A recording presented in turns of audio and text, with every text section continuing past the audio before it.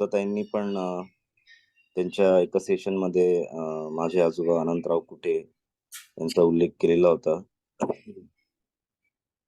तर ते ज्या वाड्यात राहायचे रविवार पेठेमध्ये, तिथे मी लहानपणी असताना पण बऱ्याचदा गेलेलो आहे आणि तेव्हा मला महाराजांबद्दल एवढं माहिती नव्हतं किंवा एवढंच माहिती होतं की घरात आपल्याकडे मानतात महाराजांना. आणि कॉलेजमध्ये असताना पण मी बऱ्याचदा गेलेलो आहे. पण ती जी ओढ आता काही महिन्यांपूर्वी महाराजांनी माझ्या मनात निर्माण केली, तर ते मला असं वाटलं म्हणजे मागच्या 1 महिना झाला वाटत होतं, की आपण परत जावं आणि दर्शन करावं त्यांच्या पादुकांचं. तर ह्या त्या पादुका आहेत महाराजांच्या. त्याची छोटी बॅकग्राऊंड मी सांगतो, की या पादुका इथे अ, अ, अनंतराव कुटे माझ्या आजोबांकडे कशा काय आल्या? तर महाराज ज्यावेळेस 1947 साली समाधी घेणार होते, अ, त्यांनी कोणाला डायरेक्ट असं सांगितलं नव्हतं. पण ते ढेकणे काकांकडे जायच्या अगोदर ते आजोबांकडे आले होते रविवार पेठेच्या वाड्यात. आता तो वाडा नाहीये. वाडा जुना झाला असल्यामुळे रिनोव्हेट करून बिल्डिंग झाली तिथे.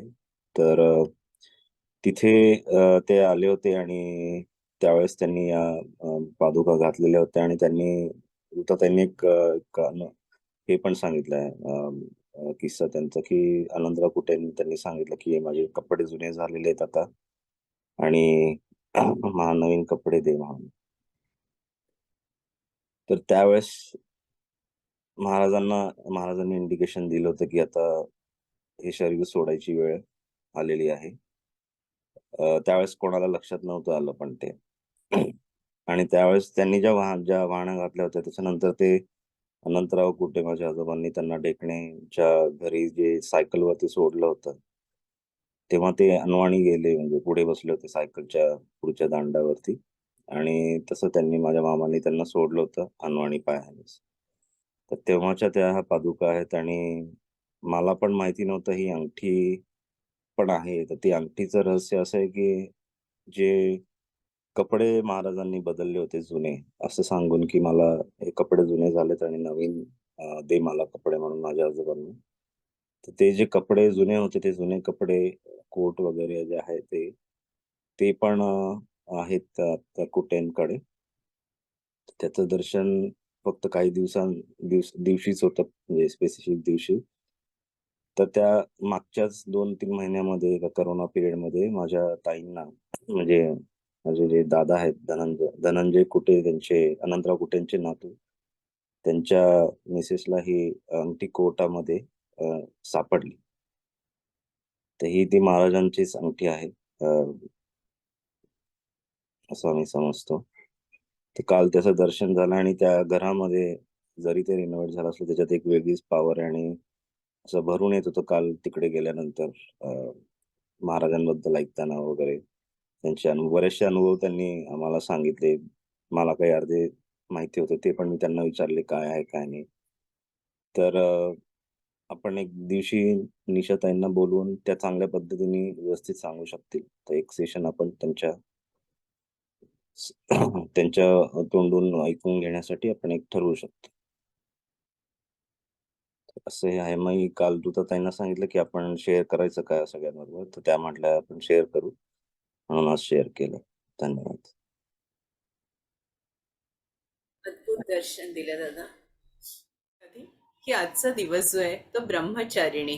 ब्रह्मचारिणी म्हणजे काय? त्या ब्रह्माशी जोडणारी. ब्रह्म म्हणजे परमेश्वर आणि चारिणी म्हणजे त्या मार्गाकडून त्या मार्गावरून चालणारी ती ब्रह्मचारिणी. म्हणजेच काय? आजवर आपण बाहेर बघत आलो, पण आता आपल्याला आत बघायचंय हे सांगणारी ती ब्रह्मचारिणी. असं हे ब्रह्मचारिणीचं अतिशय सुंदर स्वरूप आहे. आणि आपण बघितलं असेल की याचे जे स्वरूप आहे ब्रह्मचारिणीचे हे 5 स्वरूपांमध्ये दिलंय. तर पहिलं जे आहे चित शक्ती. चित शक्ती म्हणजे काय? तर माझा जो अंश आहे तो कुणाचा अंश आहे हे जाणून घेणं म्हणजे चित शक्ती. समजा मी जर त्या परमेश्वराचा अंश आहे, तर समजा म्हणजे मी तुम्हाला फक्त उदाहरण देते. मी जर त्या परमेश्वराचा अंश आहे, तर मग मी कसं असायला हवं? मी किती आनंदी असायला हवं? मी किती खुश असायला हवं? तर ब्रह्मचारिणीचं पहिलं स्वरूप आहे चित शक्ती. ते आपल्याला सांगतात आहे की तुम्ही जर परमेश्वराचे अंश आहात हे तुम्हाला ठाऊक आहे, कारण आपल्याला काळाच्या ओघामध्ये हा विसर पडतो की मी परमेश्वराचा अंश आहे. तर हे जर आपल्याला ठाऊक आहे, तर तो जसा आनंदी असतो तसंच आनंदी आपणही असायला हवं. तसंच त्याच गोष्टी, त्याच क्वालिटीज आपल्यातही असायला हव्या. हे पहिलं स्वरूप जाणून घेणं. दुसरं असं आहे, आता चित शक्तीमध्ये अनेक गोष्टी आहेत बघा, की जागृत असणं. जागृत असणं म्हणजे अवेअरनेस मध्ये. प्रत्येक वेळेला आपण जे कार्य करतोय ते अवेअरनेस मध्ये आहोत की नाही. मग आपलं कधी कधी असं होतं की काम करताना एखादी गोष्ट दिसत नाही, मग ती सारी घरभर, म्हणजे काही लोकांच्या तर किल्ल्या सुद्धा फ्रीज मध्ये असतात किंवा बाथरूमच्या ठिकाणी असतात. ती आपण त्या किल्ल्या घेऊन येतो घरात, किंवा काहींच्या त्या लॉकर ज्या समोरच्या दाराला लॉकला लागलेल्या असतात.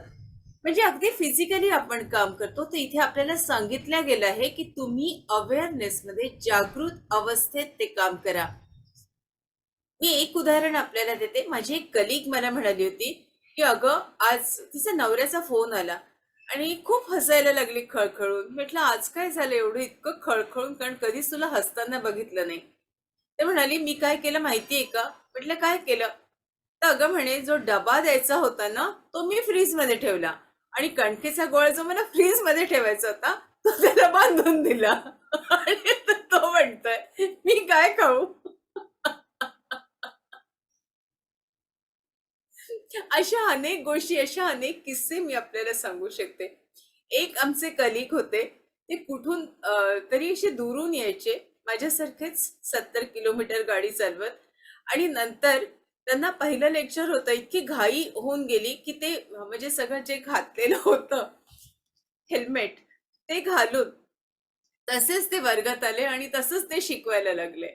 पोरं खो खो खो खो हसायला लागले. कळेच ना की का पोरं हसून राहिले. मग त्यांना लक्षात आलं की मी हेल्मेट घालून शिकवून राहिलो. म्हणजे असे कित्येक विद्वानांचे, कित्येक प्राध्यापकांचे, अगदी आपल्यातले सुद्धा अनेकांचे असे किस्से असतील. ते थोडेसे आठवा आणि आज खूप हसा की असं मीही काहीतरी केलेलं आहे. या गोष्टी माझ्याही आयुष्यात झाल्यात. म्हणजे काय, आपण जागृत अवस्थेत राहतच नाही आणि त्याच्यामुळे असं काहीतरी घडून जातं. बरोबर की नाही? अंगठे दाखवा म्हणजे टू वे कम्युनिकेशन होईल. त्याच्यानंतर दुसरी जी गोष्ट आहे ती आनंद. परमेश्वरी इथे आपल्याला सांगते, तुम्ही जितके आनंदी राहाल ना तितके तुम्ही माझ्या तत्वाशी एकरूप व्हालो. फक्त तुम्ही आनंदी राहा. कायम टेन्शन, कायम ताणतणाव. तुम्ही काही चेहरे बघा, असं वाटतं साऱ्या जगाचं, विश्वाची काळजी ही माऊली घेऊन चालते, किंवा असे अनेक पुरुष आहेत की मला काम आहे, मला वेळ नाही, मला वेळ नाही. अरे, तिकडे पंतप्रधान इतके सगळ्या गोष्टी करतात तरी हसत असतात. मुख्यमंत्री बघा, हे जे राजकारणी लोक आहेत तुम्ही त्यांच्याकडे बघा की ते अगदी रिलॅक्स असतात. खरं तर त्यांनाही अनेक व्याप असतात. आणि अमिताभ बच्चन बघा, इतके व्याप सांभाळणारे पण किती खळखळून असतात. येतात ते धावत येतात, किती मस्त 16व्या वर्षात ज्यांना पदार्पण करावं असं त्यांचं चालणं आणि असं त्यांचं अगदी आनंदी राहणं असतं. ते आपण कुठेतरी विसरलेलो आहोत, असं तुम्हाला नाही का वाटत? हा आनंद बघा, दिवसाला मूल 400 वेळा हसतं. लहान लेकराला बघा तुम्ही, 400 वेळा हसतं, आणि प्रौढ व्यक्ती दिवसाला 15 वेळा हसते. पण आपल्यात अनेक जण आपण असे बघितले की ते हसतच नाही. म्हणजे इतके धीर गंभीर चेहरे असतात की असं वाटतं कुठल्या तत्ववेत्याशी मी बोलते. तर हसायला पाहिजे. हसायला काही कारण लागत नाही आणि पैसे द्यावे लागत नाही. सरकारने काही अजून तरी टॅक्स लावलेला नाहीये. तर मला वाटतं आपण सगळ्यांनी हसून तरी घ्या.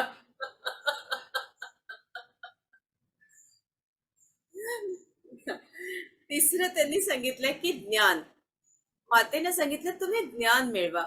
आपल्याला असं वाटतं की किती मिळवू आणि किती नाही. आणि जेव्हा आपण ध्यानात येतो तेव्हा असं वाटतं की ज्ञान म्हणजे अपार समुद्र आहे, सागर आहे. हे प्रत्येकाला मिळायला हवं. मग मी वाचायला पाहिजे, लिहायला पाहिजे. अगदी मी खरं सांगते माझ्या आजीकडून, वडिलांकडून मी हे शिकले. आजी पण अगदी शेवटच्या क्षणापर्यंत वाचत होती. तिचं असं सगळं पसरलेलं असायचं. मी इथे या खोलीत बसते तेव्हा मला तिची खूप आठवण येते. सगळे अशी पुस्तकं पसरली असायची, वह्या असायच्या, त्याच्यात ती कटिंग्स काढायची. 90व्या वर्षी सुद्धा माझी मोठी आई कटिंग्स काढून त्या वहीला चिपकवायची. पेपरमध्ये आलेले, कुठे विनोबांचे आर्टिकल्स असायचे, कुठे ज्ञानेश्वरीचे असायचे, समर्थ रामदासांचे असायचे.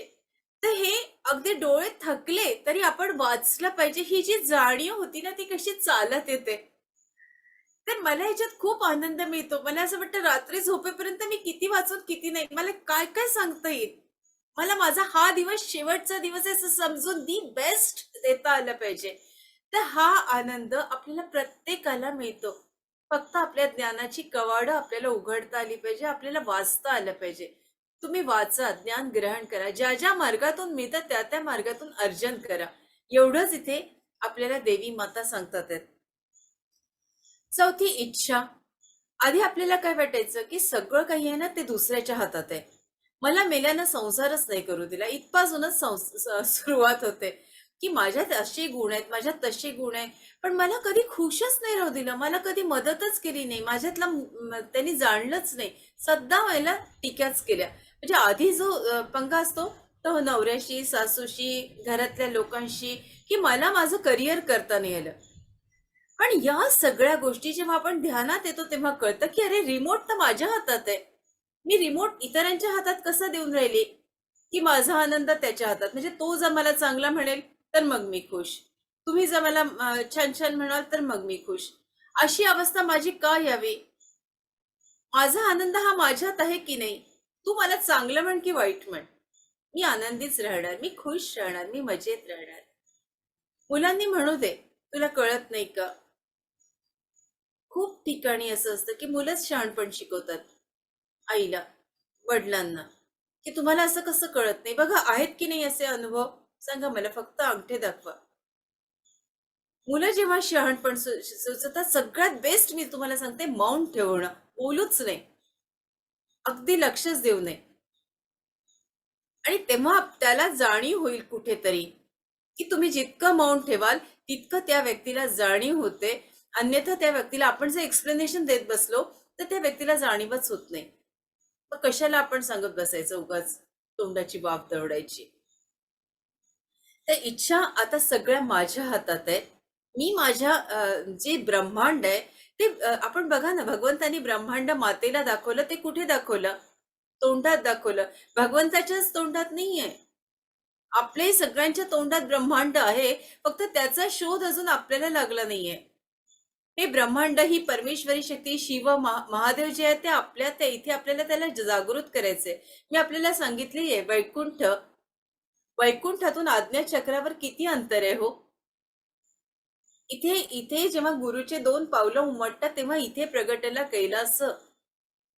मग जर सगळंच आपल्यात आहे, ब्रह्मांडच आपल्यात आहे, तर मग आपण कुठे असं शोधत बसलोय की परमेश्वर या मूर्तीत आहे, त्या तीर्थस्थानावर आहे, ती कुठे कुठे शोधत बसलोय? तो तर आपल्यात आहे. फक्त आपल्याला त्याला जागृत करायचं आणि या 9 दिवसात आपल्यालाच आपला शोध लागेल की अरे आपल्यात किती गोष्टी आहेत, हे तत्व तर आपणच आहोत.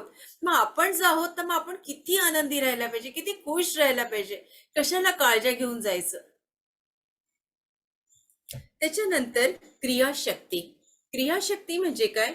त्याच्यासाठी महाराजांनी खूप छान सांगितलंय की क्रिया म्हणजे काय? जोवर या सगळ्या इच्छा आहेत, पण या इच्छा जेव्हा क्रियेमध्ये बदलत नाही तोवर सगळ्या या इच्छा वांझोट्या आहेत ना. इच्छा असून त्याला काही उपयोगच नाही ना. मग जोवर तुम्ही ऍक्शन घेत नाही, जोवर तुम्ही क्रिया करत नाही, तोवर ती क्रिया पूर्णच होत नाही. जसं मातेनी सांगितलंय क्रियाशक्ती ही महत्वाची आहे, तसंच महाराजांनी सांगितलंय पुढची एक स्टेप महाराज सांगतात की क्रियाशक्तीसाठी शुद्ध चेतना, शुद्ध मन असणं जरुरी आहे. कित्येक ठिकाणी महाराज सांगतात अरे तुमचं मन तर शुद्ध करा रे, तुमचं मन ते शुद्ध करा रे. आपण कित्येक दिवसांपासून हे ध्यान करतो आहोत, पण माझं खरंच मन मी शुद्ध करू शकले का? संत कबीराच्या दोहासारखे माझ्या मनात अजूनही कुठेतरी धूळ धुरळा, कुठेतरी काळं आहे का? मग असेल तर आपल्याला ते रोज काढायचंय ना, काढून टाकायचंय. कोणाचे हेवे दावे, कोणाचे मत्सर आहेत का? असेल तर ते काढून टाका. क्षमा करा आणि क्षमा मागा, याच्या पलीकडे काही नाही. तर ही क्रियाशक्ती अतिशय महत्वाची आहे मस्टर्स. त्याच्यानंतर खर तर सती देवी, काल आपण बघितलं शैलपुत्री देवीनं जेव्हा यज्ञकुंडात स्वतःला झोपून घेतलं होतं, त्यांनी त्याच रूपात त्या प्रगटही होऊ शकल्या असत्या. त्यांना 60,000 वर्ष तपस्या करण्याची आणि ब्रह्मचारिणीच्या रूपात प्रगट होण्याची काय गरज होती? आधी त्या हिमालयाच्या पोटी आल्या, काय आपण बघितलं शैलपुत्री झाल्या, आणि त्याच्यानंतर ब्रह्मचारिणी म्हणजे ब्रह्माला जाणून घेण्यासाठी 60,000 वर्ष तपस्या करणं, ही खरंच गरज होती का? ती तर परमेश्वरी आहे, ती तर साक्षात देवी आहे. पण हे लोकांना समजण्यासाठी, त्यांच्यामध्ये जागृती निर्माण करण्यासाठी की मी जरी देवी आहे तरी मी हा जन्म घेतला आणि 60,000 वर्ष केवळ पहिले तर त्या पानावर याच्यावर राहिल्या, रस पिऊन राहिल्या, आणि नंतर तर त्यांनी तेही सोडून दिलं. 60,000 वर्ष तपस्या केली.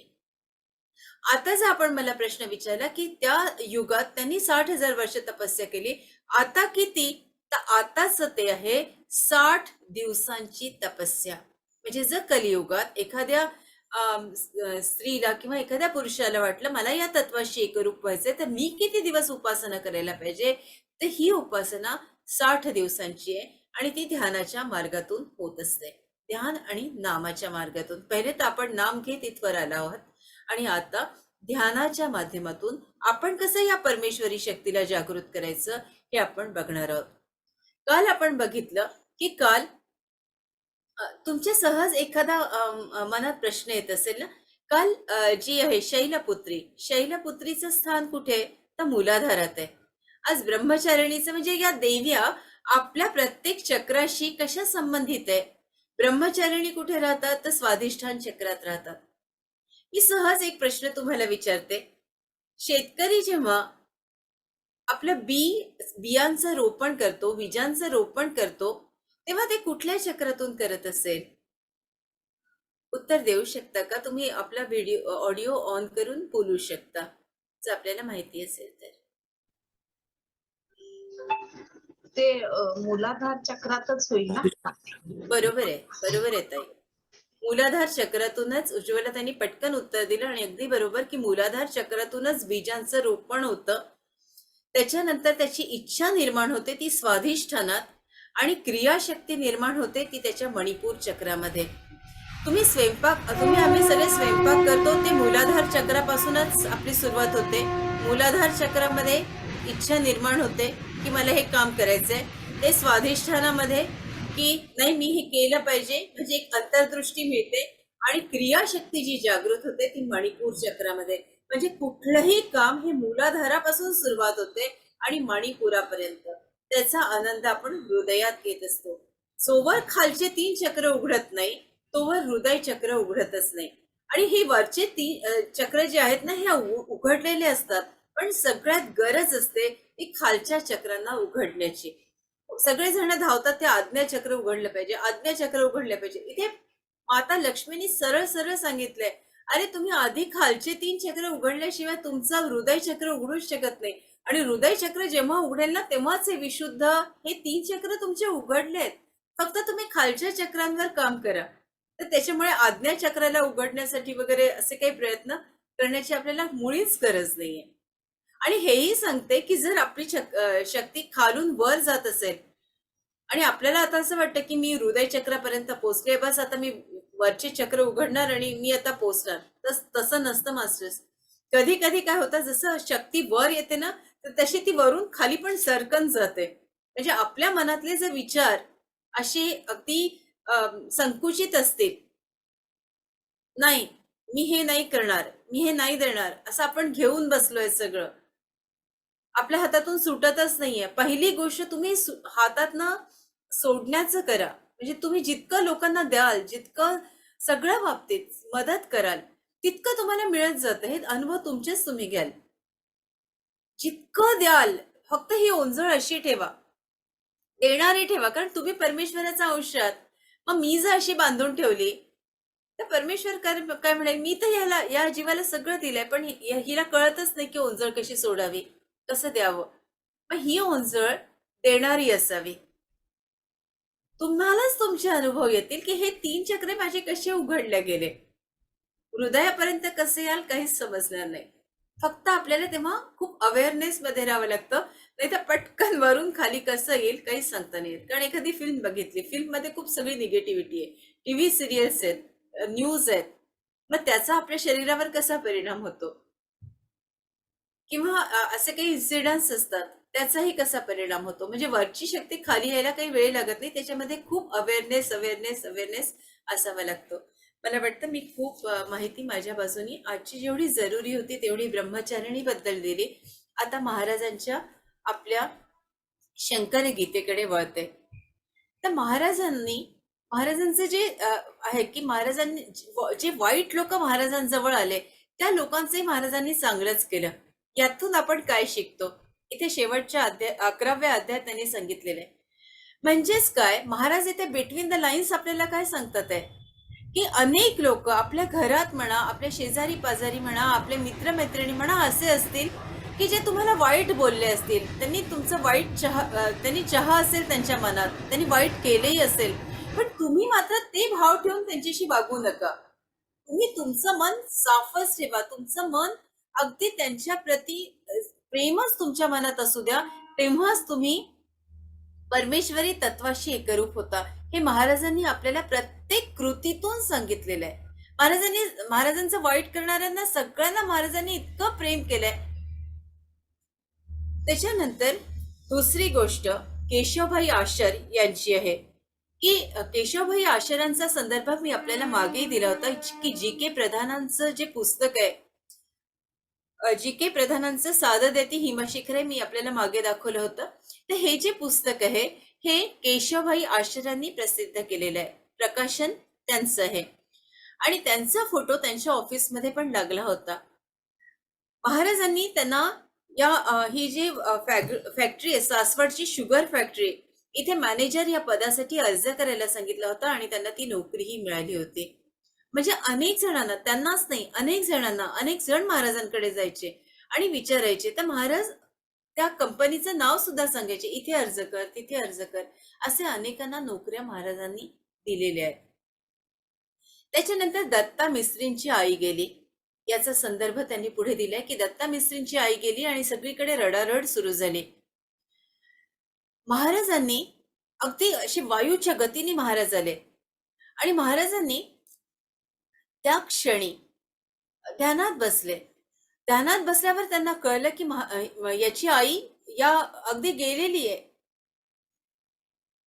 तर पुढचा साक्षात्कार असा झाला की दुसऱ्या दिवशी ही माऊली उठून बसली होती आणि सगळ्यांना आश्चर्य वाटलं की इतकं गेल्यावर ही कशी काय उठून बसली.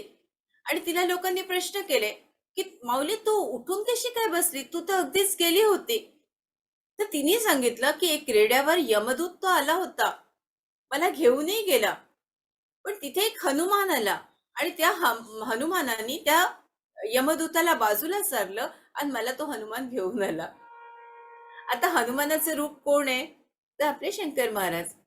म्हणजे महाराज कसे मदत करतात हे या गोष्टीवरून सिद्ध होतं की गेलेल्यालाही ते घेऊन येतात.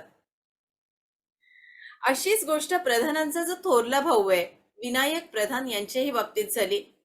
महाराज कुठे हे प्रधानांना माहितीच नव्हतं. विनायकची अशी स्थिती होती की अत्यावस्था स्थिती होती आणि सगळे डॉक्टर्सचा फौज बाहेर बसली होती आणि त्यांनी सांगितलं होतं की आता काही याचं वाचणं शक्य नाहीये, हा गेलाच.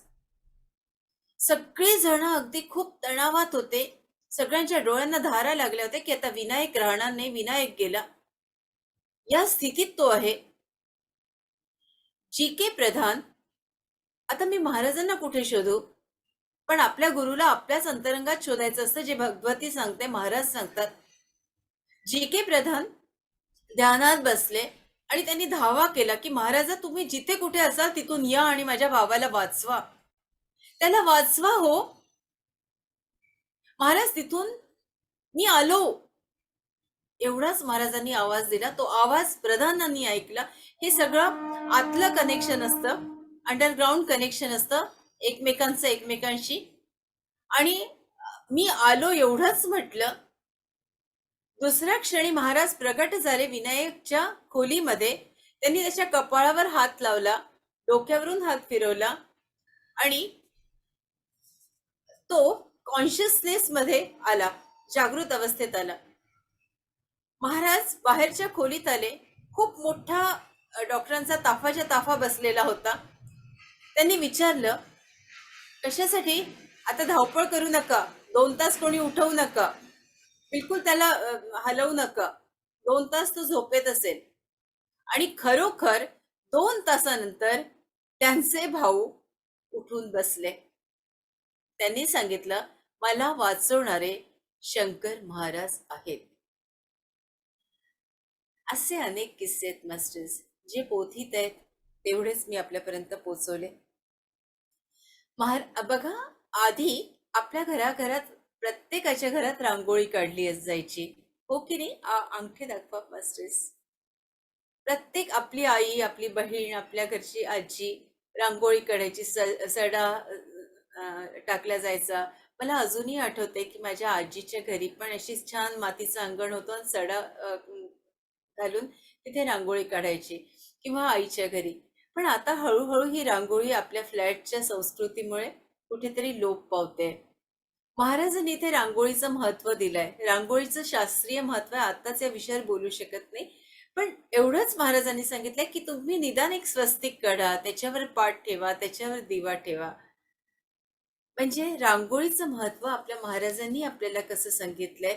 सगळे जे संकट आहेत ना, त्या रांगोळीमुळे बाहेर जातात. म्हणून दारात रांगोळी काढणं अतिशय महत्वाचं आहे. दारात रांगोळी काढा, हळदी कुंकू घाला. हल्ली तर असं होतं की रांगोळी काढली तर अनेक जण त्याच्यावरून पाय देऊन जातात, म्हणजे ती काही रांगोळी राहत नाही. मग जर असं असेल तर तुम्ही एका भांड्यामध्ये पाणीही ठेवू शकता. जी काही निगेटिव्ह ऊर्जा आहे ती त्या पाण्यामधून बाहेर निघून जाते. तुम्हाला रांगोळी काढता येत नसेल तरचा उपाय. याच्यानंतर अजून एक किस्सा आहे. दुसरं महायुद्ध, बॉम्ब पडणार हे महाराजांनी 3 वर्ष आधीच सांगितलं होतं. अमेरिकेने हिरोशिमा आणि नागासाकीवर जो बॉम्ब हल्ला केला त्याची गोष्ट 3 वर्ष आधी. तर महाराजांनी या काळात त्यांना खूप मदत केली, याचाही संदर्भ इथे दिलाय. जसं फिनिक्स पक्षी राखेतून उड्डाण घेतो, राखेतून झेप घेतो, तसंच इथे जपानची प्रगती झालेली आहे. जॅपनीज लोकांबद्दल खूप काही भरभरून सांगता येईल, अनेक गोष्टी आहेत. आणि आता तर जपान एक बलाढ्य देश आहे. खूप गोष्टी सांगेन, पण थोडं जसं जसा त्याचा संदर्भ येईल तसा तसा. जापनीज माणूस, त्याचं आयुष्य पण जास्त आहे, म्हणजे 100 तर वर्ष ते सहज जगतात. आपण जर आपला विचार केला तर आपल्याकडे 70-75 या वयातच हल्ली वृद्धत्व आल्यासारखं, किंवा मी काही तर लोकांना असं बघते की 45-50 आपल्या बरोबरच्या स्त्रिया, की त्यांना चालता येत नाही, गुडघ्याचे त्रास आहे, खाली बसता येत नाही. तर स्वतःला कसं छान मेंटेन करतात हे आपल्याला जपानी लोकांकडून शिकता येईल. ते लोक खूप शांतीप्रिय आहे, कारण बौद्ध धर्माचा त्यांनी स्वीकार केलाय. 96% बौद्ध धर्मीय लोक आपल्याला इथे दिसतात. मास्टर्स, जपानमध्ये महाराज कसे गेले याही खूप छान गोष्टी आहेत. आणि तिथे कसं कार्य केलं, तिथला माणूस त्यांनी कसा पाठवला होता, की बघ भारतात जाऊन बघ, मी इथे तुमच्या बरोबर राहतोय, पण तिथे तर माझी समाधी बांधलेली आहे. जेव्हा जॅपनीज माणूस इथे आला तेव्हा तो रडायला लागला की अरे तुम्हाला काही कळतं का, तिकडे महाराज कार्य करतात आहे आणि तुम्ही इथे त्यांची समाधी बांधून ठेवली आहे. म्हणजे एकाच वेळेला महाराज, आपण मागेच संदर्भ घेतला होता की 13 देशांमध्ये महाराजांनी आपलं कार्य कसं केलंय.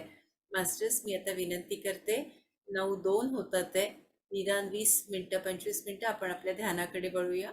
आपले चष्मे, जी नवीन मंडळी असते त्यांना सांगते की चष्मे बाजूला काढून ठेवा. अगदी खूप छान हसत हसत आनंदात पहिले हसून घ्या, खूप छान मोठ्याने हसून घ्या. खूप सुंदर दिसता तुम्ही जेव्हा हसता तेव्हा. हसणं कंपल्सरी आहे, इथला नियमच आहे की हसलं पाहिजे, हसल्याशिवाय ध्यानाला नाही बसता येत. तर खूप सुंदर आपले जे डोळे आहेत भगवंतांनी दिलेले, ते हळूच मिटून घ्या.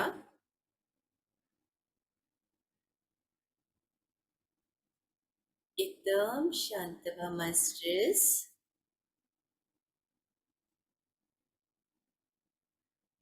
एकदम शांत.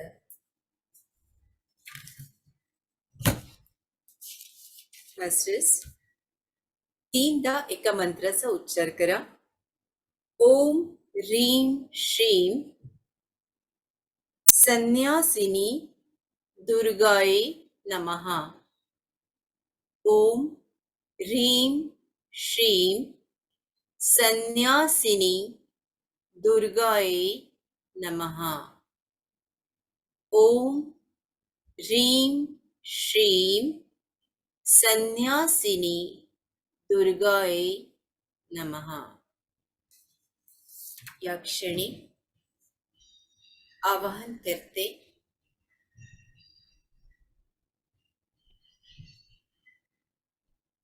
शंकर महाराजांना.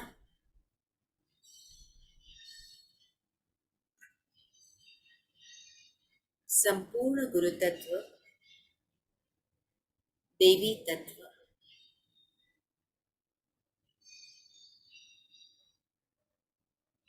महादेव आणि महादेवी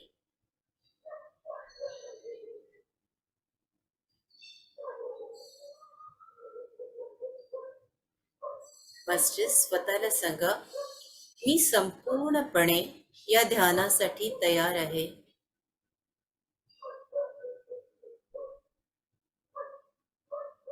आपण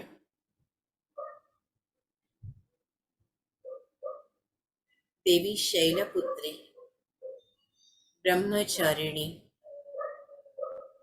नवदुर्गांच्या ऊर्जेशी एकरूप झालेल्या आहात. या देवी तत्वाशी एकरूप झाला आहात.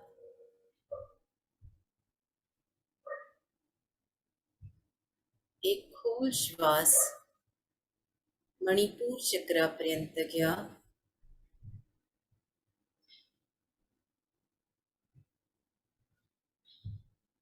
आपले खालचे 3 चक्र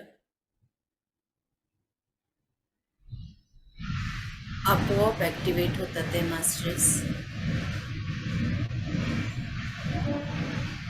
पावलापासून ऊर्जा मणिपूर चक्रापर्यंत पसरलेली आहे.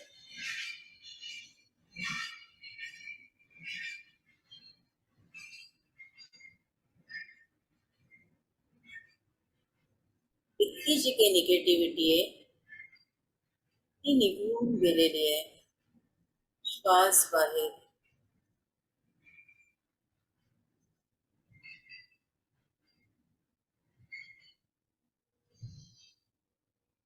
दुसरा श्वास घ्या मास्टर्स. मणिपूर चक्रापर्यंत.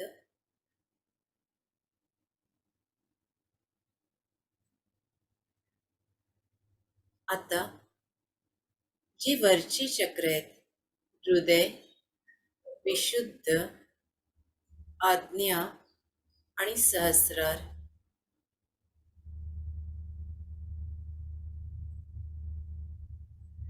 ही सगळी चक्र ऍक्टिव्हेट होतात आहेत.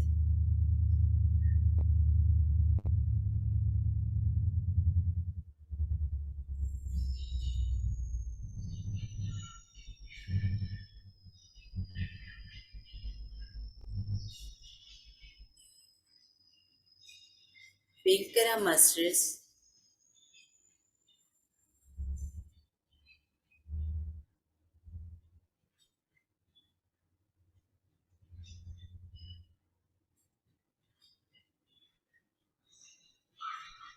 आतून तुम्हाला फिरल्यासारखं जाणवेल.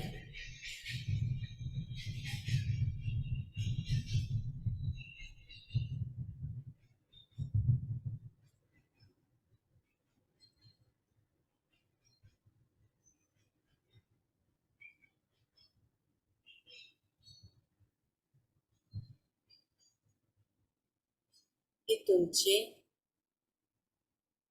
3ही चक्रांमध्ये हळूहळू स्पंदन बघत चला.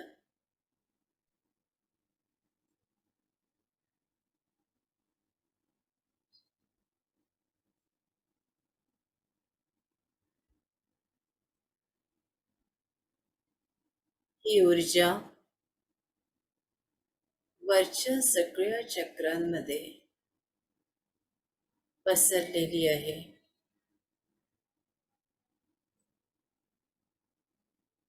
शरीरातील चक्र हे ऊर्जेचे सेंटर्स असतात. ऊर्जेचे शक्ती केंद्र आपोआप ऍक्टिव्हेट होतात ते मास्टर्स. अद्भुत अनुभूती. कुठलाही नामजप नाही.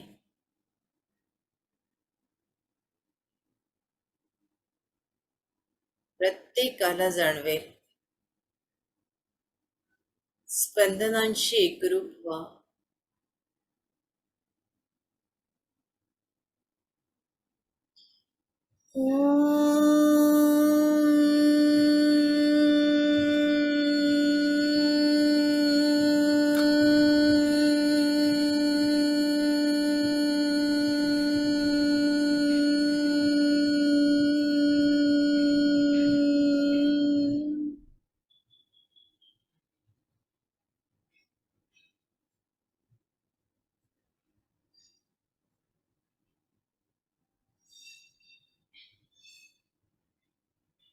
ही ऊर्जा आपल्या वरच्या तीनही चक्रांमध्ये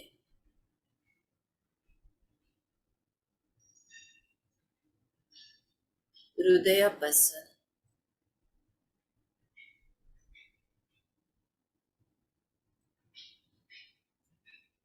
आपला स्पायनल कॉर्ड पूर्ण शांत झालाय.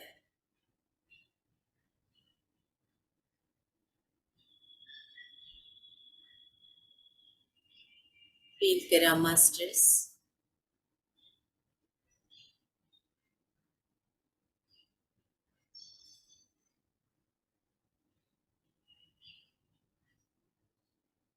स्पायनल कॉर्ड वर लक्ष द्या.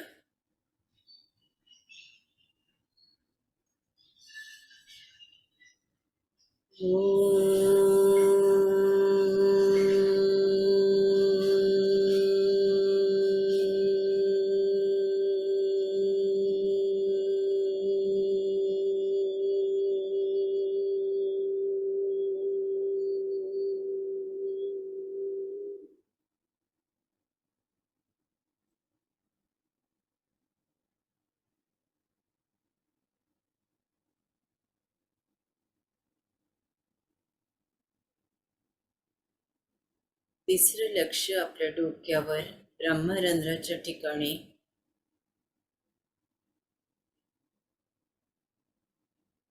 शांत करा.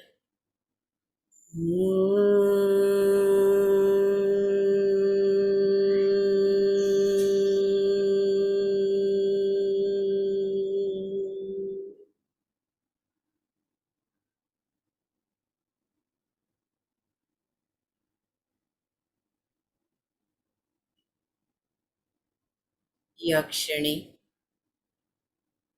आपलं संपूर्ण शरीर शांत झालंय.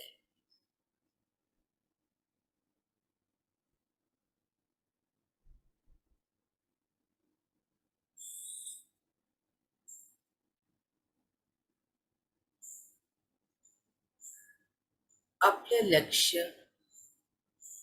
आपल्या श्वासावर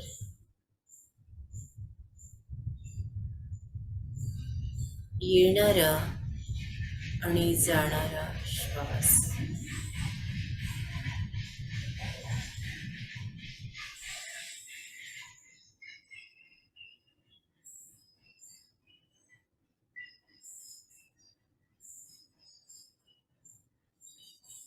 माता ब्रह्मचारिणीची असीम कृपा आपल्यावर होते आहे.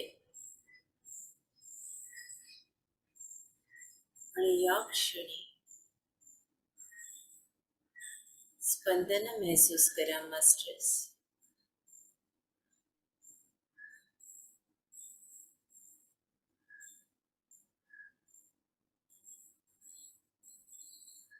आपण त्या परमेश्वराचे अंश आहोत. मी कोण आहे हे जाणून घ्यायला आपण आलो आहोत.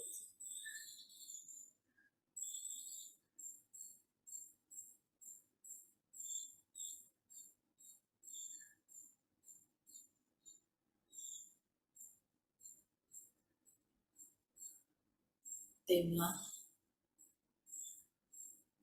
या क्षणी आपण पूर्णपणे महादेव आणि महादेवीच्या संपूर्ण ऊर्जेशी एकरूप झालेला आहात.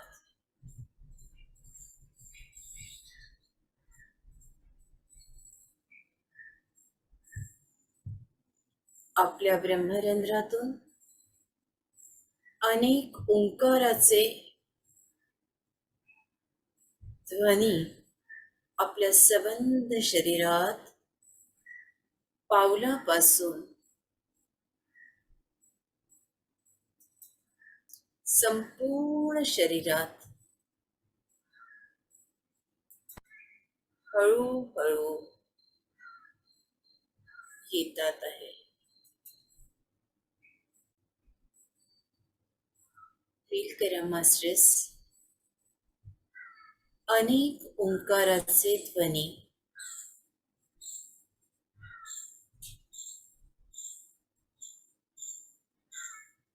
आपल्या शरीरात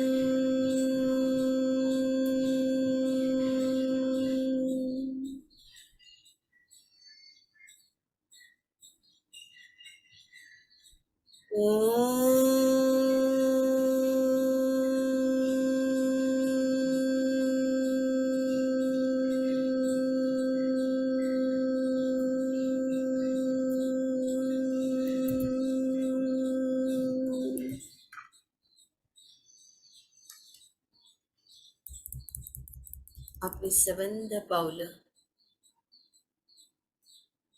भरून गेलेत मास्टर्स.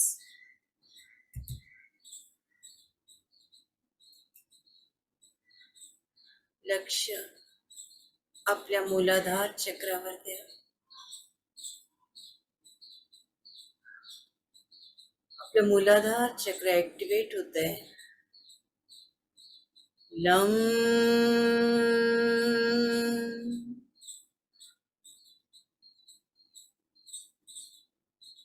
लम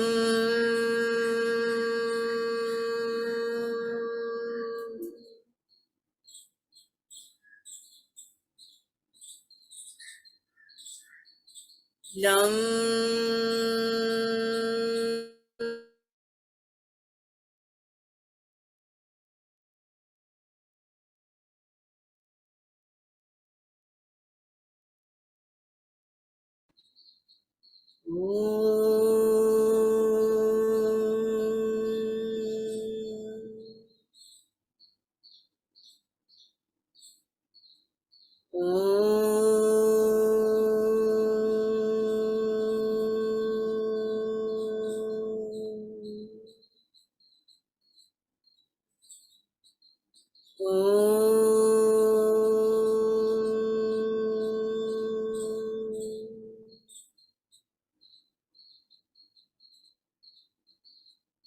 माता शैलपुत्री,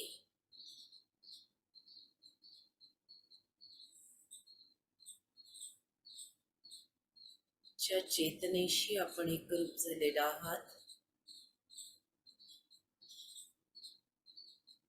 संपूर्ण स्पंदनांकडे लक्ष द्या. मूलाधार चक्रावर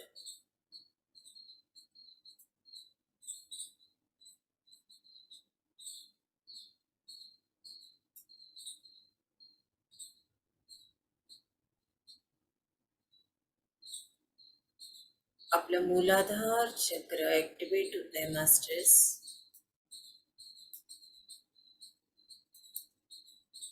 संपूर्णपणे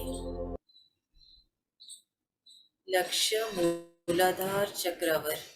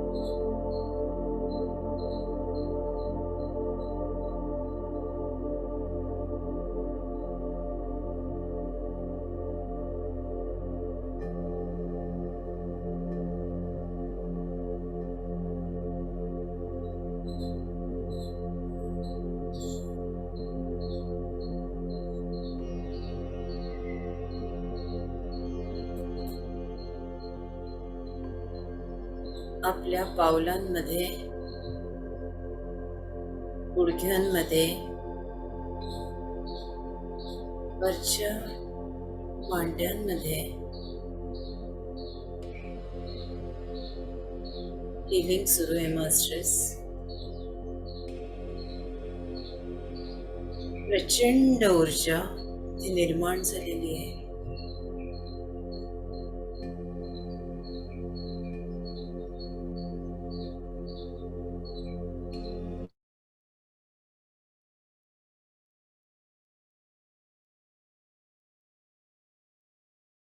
फील होत आहे.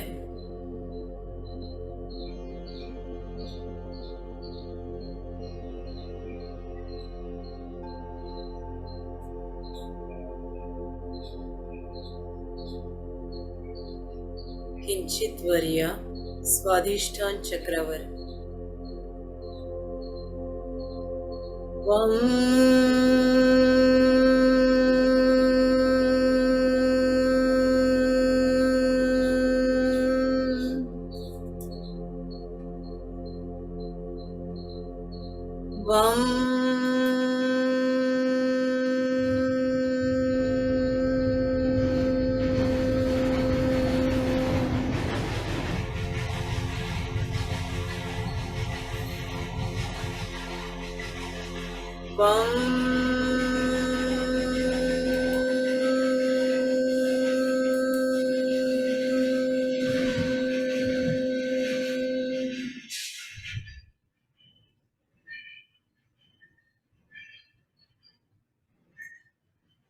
स्पंदनांना बघा.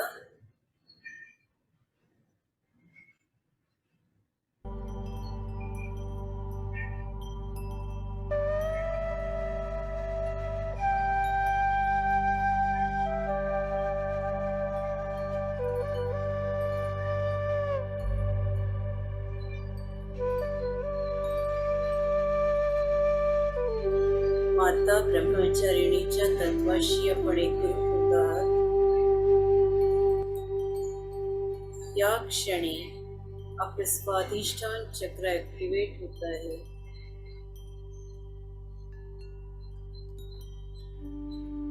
स्वाधिष्ठान चक्र म्हणजे मूलाधाराच्या 4 बोट वर.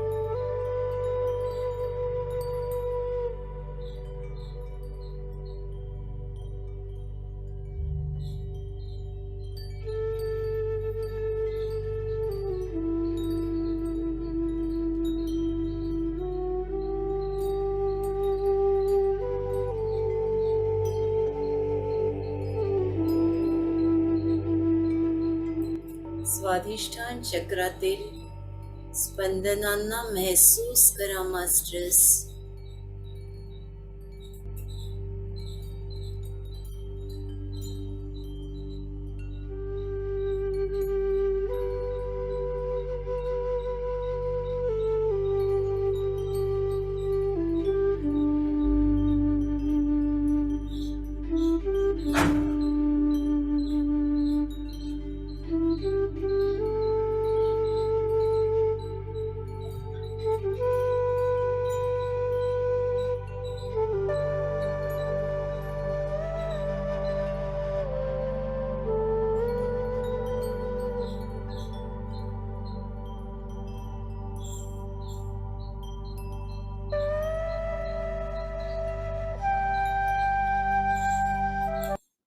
ही स्पंदनं आपल्या संपूर्ण शरीरात पसरलेली आहे.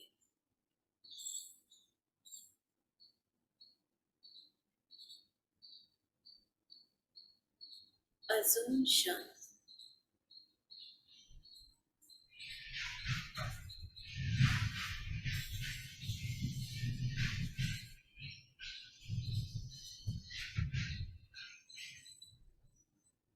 रोज हृदयात या मास्टर्स. आपल्या आई वडिलांना, आपल्या गुरूंना दंडवत प्रणाम.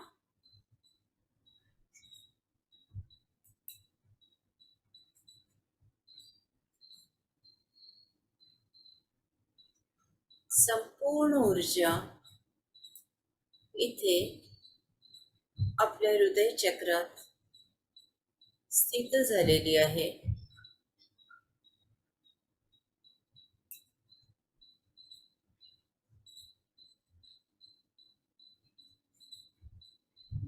चेतनतेकडे या मास्टर्स.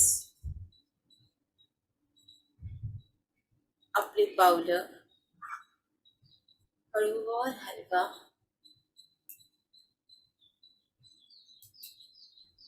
दोन्ही हात आपल्या सुंदर डोळ्यांवर.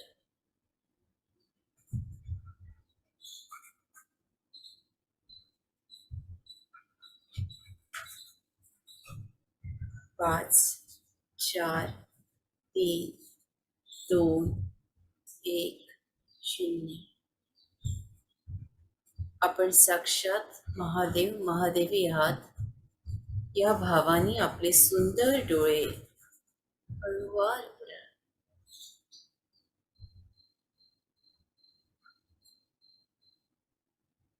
5 4 3 2 1 0. आपल्याला, आपल्या आई वडिलांना, आपल्या गुरूंना माझा नमस्कार. धन्यवाद.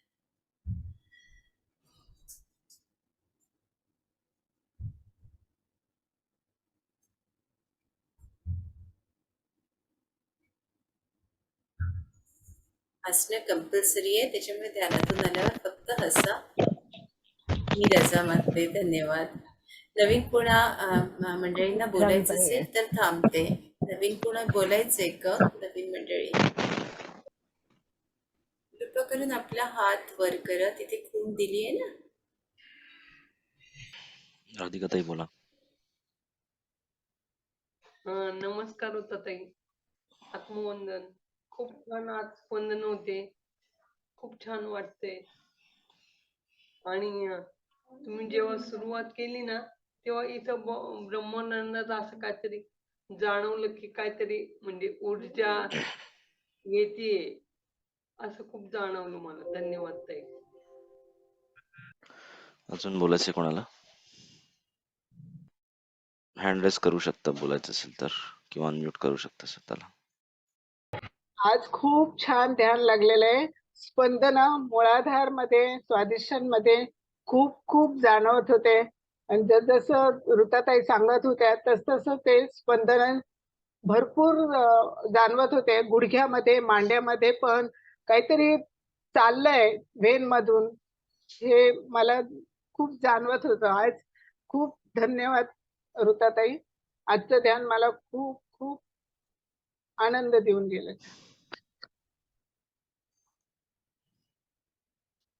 अजून कोणाला बोलायचंय? गुरुदादा, तुमचे डोळे मला एकदम शंकर महाराजांसारखेच दिसतात. तुम्ही इकडे इकडे करताना मी दररोज तुमच्या डोळ्याकडेच पाहत राहते आणि चेहऱ्यामध्येच कधीतरी शंकर महाराज सारखाच मला वाटतो. मी हे खूप दिवसापासून सांगत होते, पण मला असं वाटलं की मलाच फक्त असं काय वाटतं की नाही, तुमचे डोळे एकदम शंकर महाराजांसारखेच आहे. तसं ते वरती किंवा तिरकं पाहतात ना, सेम तुमचे डोळे तसेच आहे. एवढं मला खूप दिवसापासून सांगायचं होतं, पण मी आज सांगेन. धन्यवाद. म्हणजे तुमच्याकडे पाहिलं की आम्हाला वाटतं की शंकर महाराजच आमच्या समोर आहे की काय. धन्यवाद. अगदी बरोबर आहे. खरी गोष्ट आहे ही.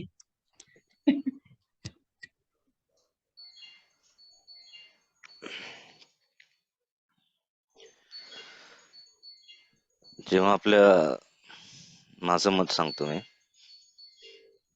जेव्हा आपल्या गुरूंचा आत्मा आपल्या शरीरात येतो तेव्हा आपल्या शरीरात तेच दर्शन देत असतात. सहमत आहे याला. खूप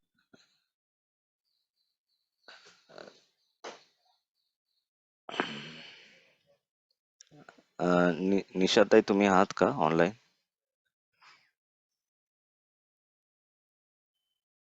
हो हो आहे, आले आले मी. हा, ह्या निशाताई आहेत आमच्या. तर त्यांच्याकडे काल मी गेलो होतो. मगाशी मी ध्यानाच्या सेशनच्या अगोदर ज्या पादुका दाखवल्या त्या त्यांच्याकडे आहेत. तर निशाताई, तुम्हाला काही 2 शब्द बोलता आले तर बरं होईल. किंवा मी ऋताताईंना रिक्वेस्ट केली की एक स्पेशल तुम्हाला जे काल आपण गोष्टी एक्सचेंज केल्या एकमेकांबरोबर महाराजांबद्दल, तर तुम्ही एखाद्या सेशन मध्ये जर सांगू शकला तर बऱ्याच जणांना त्याची माहिती होईल. महाराजांचं समाधीच्या अगोदरचे काय अनुभव, प्रसंग किंवा त्याच्यानंतर आलेले तुम्हाला प्रचिती हा, किंवा तुम्हाला माहिती असलेले शंकर महाराज. ठीक आहे. तर आपण त्याचं एक सेशन ठेवू शकतो असं मी त्यांना रिक्वेस्ट केली आहे. अच्छा, तुम्ही सांगा चालेल. तेव्हा आपण करू. ओके, मी तुम्हाला डेट कळवते, हो, शेड्यूल चेक करून. चालेल. चालेल. नमस्कार निशाताई. नमस्कार. मनापासून स्वागत निशाताई आपलं. खूप नमस्कार छान वाटलं सर्वांना. आपल्याला भेटून. खूप छान. धन्यवाद. एक दिवस जरूर या. हो हो, आम्ही मला मी वाट बघू प्रयत्न, तुमची. हा मी योगा घेते त्यामुळे मी प्रयत्न करते शक्यतो जास्तीत जास्त जॉईन होण्याचा. कळवते. धन्यवाद. Okay, thank you. तुम्हालाही. अजून कोणाला बोलायचे का दादा? ऋताताई, तुमची कालची जी इच्छा आहे ती महाराज पूर्ण करून घेत आहेत. काल आपलं कन्व्हर्सेशन झालं होतं. तुम्हाला आपल्या देवीचा फोटो पाहिजे होता, महाब्रह्मचारिणीचा. तर काल काय झालं, तुमच्याशी बोलताना मी तुम्हाला सांगितलं होतं की 75% to 85% व्हिडिओ ऑलरेडी एडिटिंग होऊन एक्सपोर्ट होतोय. तर आपण उद्या करायचं का? आणि नंतर काय झालं, 90च्या वरती एक्सपोर्ट झालं होतं आणि त्याच्यानंतर अचानक माझा लॅपटॉप काय झालं कोणास ठाऊक रिस्टार्ट झाला. तर एखाद्या महाराजांची इच्छा असेल की तुम्ही जे म्हणताय ते तसं व्हावं, तर ते मला परत सगळं एक्सपोर्ट केलं मी. निशाताईंच्या घरी जेव्हा आम्ही बोलत होतो तेव्हा, म्हणजे महाराजांचं एक्झिस्टन्स जिथे होता तिथे मी परत ते एक्सपोर्टिंगला लावलं एडिट करून. आणि थोडा वेळ लागला, सकाळपर्यंत झाला ते एक्सपोर्ट. तर त्या फोटो मी त्यांचा आज टाकलेला आहे आपल्या इंट्रोच्या व्हिडिओमध्ये, कालच्या सेशनच्या. तुमची इच्छा पूर्ण झाली. महाराज बोलतो करवून घेतात बस.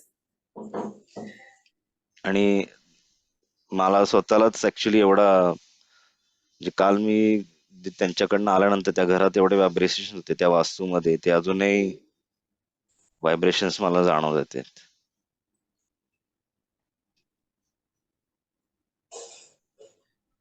आणि त्याच व्हायब्रेशन्स मध्ये राहावं असं वाटतंय. खरी गोष्ट आहे. व्हायब्रेशन्स खूप महत्वाचे. स्पंदना आणि स्पंदनांनी कसं तुम्ही तुमच्या गुरुंशी बोलता. आताच ते जसे बोलले, गुरु आपल्यात कसे असतात. खूप छान. या स्पंदनांवर एक दिवस बोलूया महाराजांच्याच वाणीतून. अजून कुणाला बोलायचं नसेल तर मी आज्ञा मागते. धन्यवाद. नमस्कार. नमस्कार. जय श्रीराम. जय जय श्रीराम. जय श्रीराम. जय श्रीराम. जय श्रीराम. जय श्रीराम. जय श्रीराम. श्री